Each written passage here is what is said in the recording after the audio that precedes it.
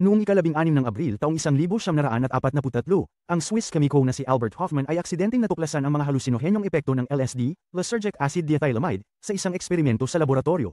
Ang natuklasang ito ay may malalim na epekto sa sikolohiya at kultura, na nagbunga sa paggamit nito sa paggamot sa psychiatry at sa kilusang kontrakultura noong dekada 1960.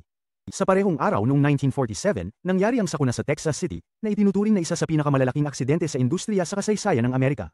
Ang isang sunog sa loob ng isang barko na may kargang ammonium nitrate ay humantong sa isang malawakang pagsabog na pumatay ng humigit kumulang 581 na tao at nagdulot ng malaking pinsala sa lungsod.